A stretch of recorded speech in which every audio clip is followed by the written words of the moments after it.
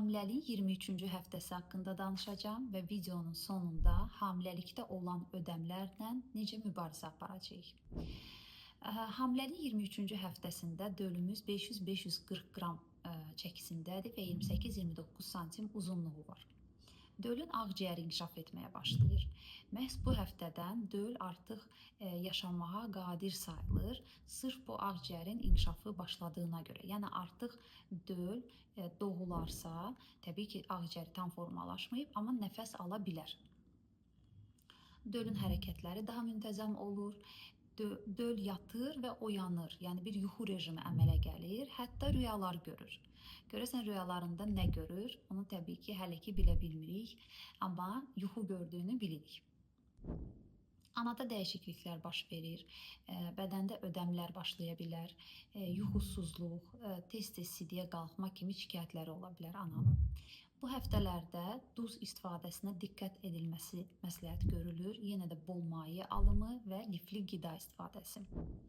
Hamiləlikdə olan ödəmlərə gəlsək, daha çox təbii ki, 3-cü trimestrdə ödəmlər artır, amma 2-ci trimestrdən də biz ödəm artıq aşkar edə bilərik. Bu ödəmlər ayaqlarda ola bilər və qismən əllərdə ola bilər. Əgər bədəninizdə ödəm varsa, nəyə diqqət etməlisiniz? Birinci olaraq su qəbulunu heç bir şəkildə qısıtlamırıq. Ödəmimiz varsa bilə 1,5-2 litrə qədər su istifadə edirik. Suya biraz limon, nanə və yaxud da təzə xiyar əlavə edə bilərik dadlandırmaq üçün.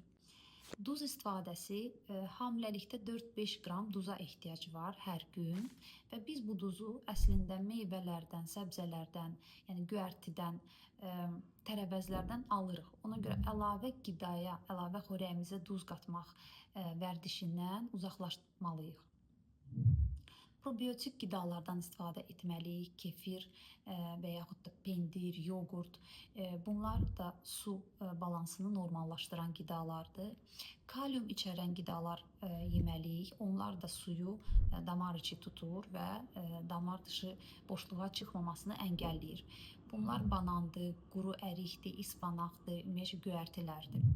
Və mütləq zülal və karbonhidrat balansımıza diqqət etməliyik. Bilməliyik ki, zülallar bizim ödəmizi azaldır, amma karbonhidratlar bizim ödəmizi artırır. Yəni zülallı qidalar, yumurtadır, ətdir, paxlallardır, mütləq yeməyimizdə olmalıdır. Şirin yeməklər, un məmulatları, qazlı içkilər isə ödəmi artırır və qidamızda azaltmalıyıq. Şirin qazlı içkiləri də ümumiyyətcə qidadan çıxartmalıyıq.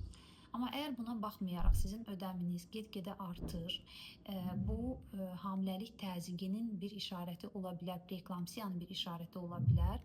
Ona görə mütləq ödəm əmələ gəldiyində bir təzyiq ölçülməsi və həkimə bildirilməsi məsləhətdir.